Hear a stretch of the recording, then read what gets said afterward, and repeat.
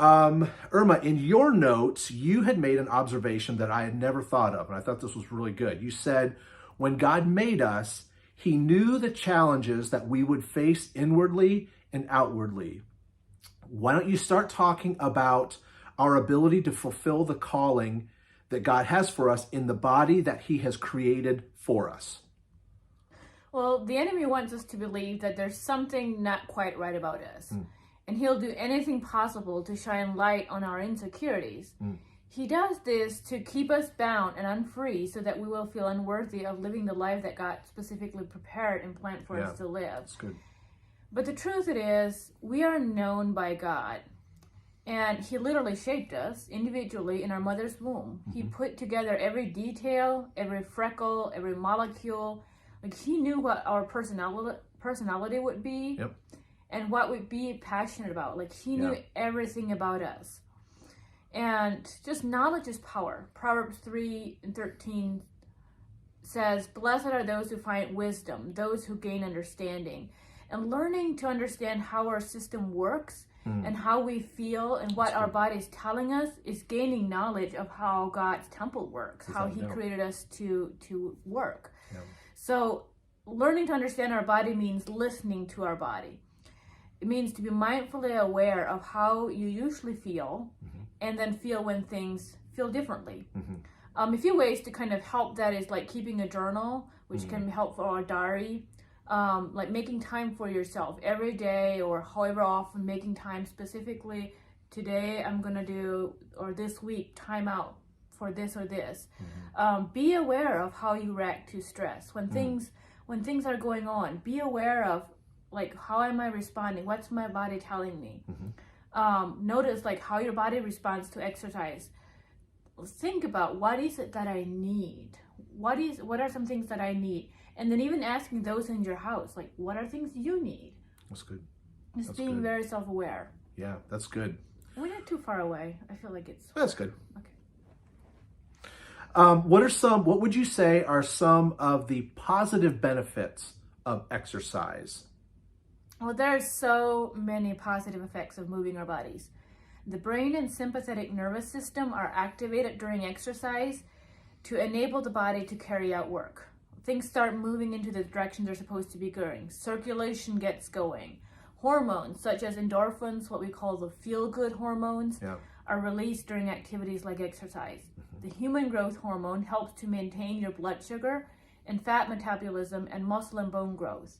Those are just two of them. I could go on and on, but there are at least 20 different types of hormones that are released while exercising, and they all help the body to respond to physical and mental stress. And so the right amount of exercise can reduce inflammation. There's the key, the right amount, but they're just endless effects. Go ahead. Yeah, and that's so interesting because the things that are actually released naturally in our bodies when we're exercising, for a lot of people, they are going to pills and they're going to medications to try to get those things that if we would just exercise, that stuff, our bodies are created to release those hormones into our bloodstream and to strengthen the muscles and the bones and all of that. Yeah. And many of them actually act kind of like a natural pain reliever. Yes. Like they activate the same parts of the brain that morphine does. So interesting. So interesting. Okay. So who would you say, who benefits from exercise? Pretty much everyone can benefit from some sort of physical activity. For most adults, activities like, walking or riding a bike or swimming are safe, especially if you build up slowly. This doesn't mean if you have an autoimmune that you need to go do push-ups and lifting in a gym. It might mean doing a short walk every day, or even just doing very simple stretches for 5 minutes a day for a while, 10 minutes, 11 minutes, just something that seems possible. I know that was a big one for me. I dealt with so many autoimmunes, and I struggled with it for a long time. But even just every hour getting up and doing a few jumping jacks, or doing, just holding out, just doing very simple stretches, can really make a difference. Even we had, I am a CrossFitter. We had for a long time there was a woman she was into her 90s, and she was coming in for CrossFit because for her, she wanted to strengthen her balance, and she wanted to develop, because because of her age, she had lost a lot of her balance.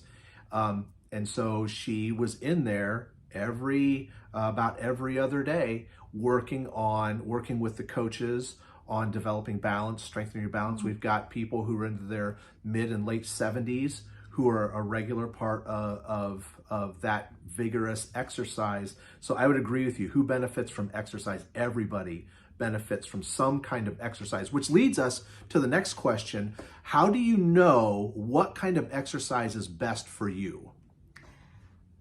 We go back to what we talked earlier, listening to your body. Yeah. The exact kind of activity will look different for everyone. Yeah. Some things to keep in mind when you're trying to find that is find something that is fun and enjoyable. That's good. That way, like, you look forward to it. Yep. Challenge yourself enough to get your heart up. Yep. But not so much that you trigger a flare. Yeah. So the key is to be able to do it again the next day. A consistent exercise schedule Yep. will deliver more benefits than doing all you can and then Yep. not having to skip a few days. Yes. It's just smaller steps. Yep. If you're feeling so run down that you can hardly get out of bed, that is probably not a good day to go work out a lot. Yep. If you're feeling a little bit run down but can still kind of function, maybe dial back the intensity of the exercise, but Yep. see if you can still perform something. Yes. Sometimes a light workout helps you recover faster actually than not doing it at Yeah. all, because Yeah. then you have to like start over. Yeah. If you're feeling run down while you work out, it may be better to quit early than to push too hard. Mm-hmm. But on the days you feel really good and you feel it, challenge yourself to do maybe a little bit more. Yep. The thing is, remember, this is a long-term commitment. Yeah. Take each day of exercise about the long-range journey, more about just that specific day's session. Yeah. So there are some great trackers out there that you can track yourself, and then it gives you kind of an idea where you're going if you need to. Yeah. But it's just finding that sweet spot. Yeah. I know one of the things that I think has been helpful for me is the coaching that I get in the exercise class that I go to.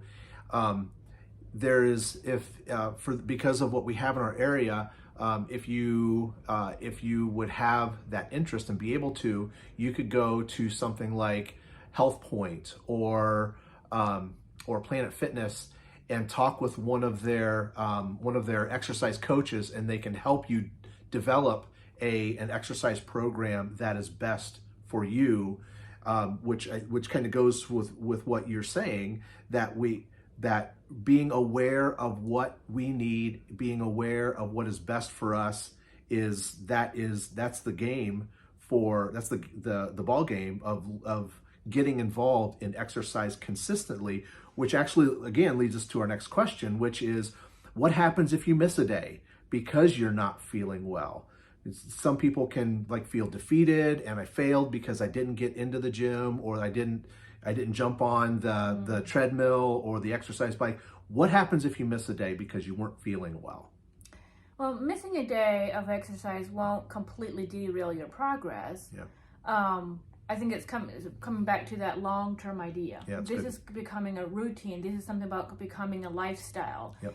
Making it a habit to skip however can. Right. So before you skip a workout, just consider your motives. Like, why am I wanting to skip out on it today? Mm-hmm. Do I need to push myself a little, or it's okay? Tomorrow's a new day. Yeah, that's good. That's good. Okay, well, what are some scripture passages that maybe support this idea of the importance of exercise? In 1 Timothy 4, verse 8, acknowledges that exercise is beneficial. It says, "For physical training is of some value, but godliness has value for all things, holding promise for both the present life and the life to come." Mm-hmm.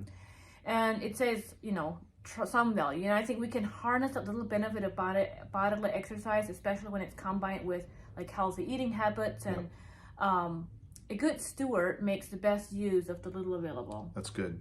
I like that idea because we are stewarding our bodies. Our bodies are not our own. If we're a believer, our bodies belong to Jesus. And as he's created us, he has a job for all of us to do.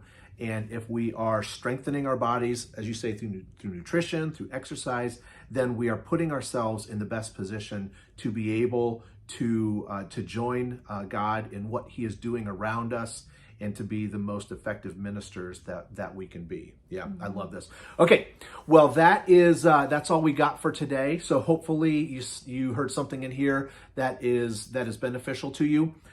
We have one more that we will be coming back with to you next week. So we're looking forward to hitting on our last one. So everybody have a what's that? I'm excited for that. I am as well. So everybody have a great rest of your week, and we shall see you very soon.